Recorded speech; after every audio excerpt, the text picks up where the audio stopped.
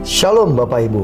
Pada kesempatan kali ini kita akan belajar mengenai Injil adalah kabar baik.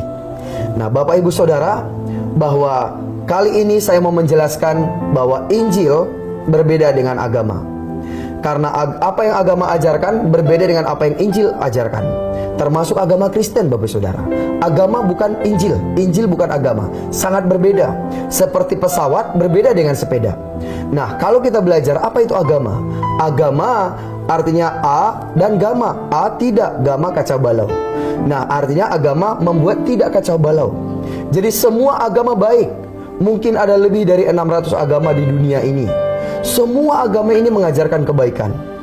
Namun ada satu poin kesamaan dari semua agama. Semua agama itu mengajarkan apa yang harus manusia lakukan untuk bisa diterima oleh Tuhan. Apa yang agama harus lakukan untuk bisa menyenangkan Tuhan. Apa yang agama harus lakukan untuk bisa diterima Tuhan. Itulah poin daripada agama. Ada beberapa agama tertentu mengajarkan kamu harus melakukan ini atau harus melakukan itu. Ada yang harus berpakaian ini atau berpakaian itu. Ada banyak aturan-aturan yang manusia harus ikuti untuk bisa menyenangkan Tuhan, untuk bisa diterima Tuhan, untuk bisa diampuni Tuhan, dan untuk bisa masuk surga Bapak Ibu Saudara. Namun berbeda dengan apa yang Injil ajarkan. Apa itu Injil? Kita bisa baca di dalam Matius 24 ayat 14. Firman Tuhan berkata, "Dan Injil kerajaan ini akan diberitakan di seluruh dunia menjadi kesaksian bagi semua bangsa. Sesudah itu barulah tiba kesudahannya." Nah Bapak Ibu Saudara, Tuhan Yesus memberi kita sebuah misi untuk memberitakan Injil kepada seluruh dunia, kepada semua bangsa, kepada segala makhluk. Injil itu artinya kabar baik. Apa artinya kabar Bapak Ibu Saudara?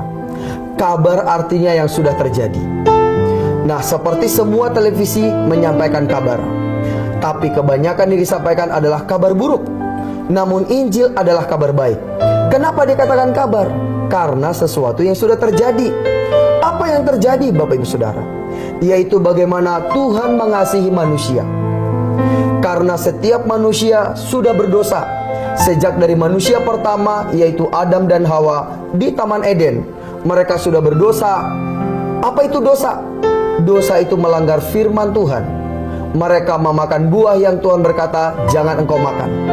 Dan karena itu mereka jatuh dalam dosa, dan dosa memisahkan Tuhan dengan manusia. Akibat perpisahan dengan Tuhan inilah, akibat dosa inilah, maka ada sakit penyakit, ketakutan, kekhawatiran, peperangan, kebencian, kematian, dan semua hal yang mengerikan. Dan karena dosa ini manusia kehilangan kemuliaan Tuhan, dan manusia berusaha untuk mendatangi Tuhan. Namun semua usaha manusia itu sia-sia. Manusia mendatangi Tuhan dengan agama, dengan peraturan, dengan teknologi, dengan banyak cara. Tapi semua usaha manusia sia-sia.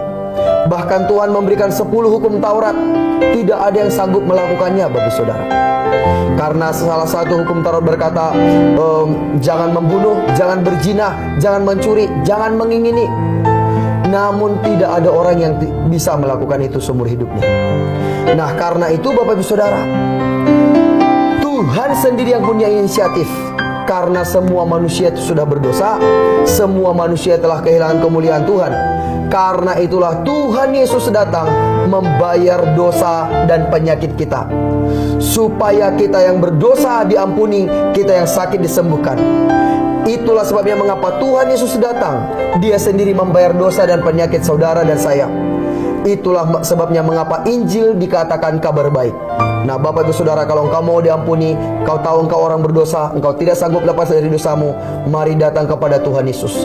Yesus sudah datang mati membayar dosa dan penyakitmu, supaya engkau dan saya diselamatkan, namamu tertulis dalam kitab kehidupan di sorga. Mari ikutin doa ini bersama saya. Mari katakan, Tuhan Yesus, saya tahu saya orang berdosa. Ampuni saya Tuhan. Kuduskan saya dengan darah Yesus. Aku buka hatiku. Masuklah Tuhan Yesus ke dalam hatiku. Jadi Tuhan dan Juru Selamatku. Tuliskan nama saya dalam kitab kehidupan di surga yang kekal. Dan penuhi saya dengan Roh Kudus. Terima kasih Bapa. Di dalam nama Tuhan Yesus saya bersyukur dan berdoa. Amin. Selamat datang dalam kerajaan Tuhan. Mari bangun hubunganmu dengan Tuhan. Tuhan Yesus memberkati. Amin.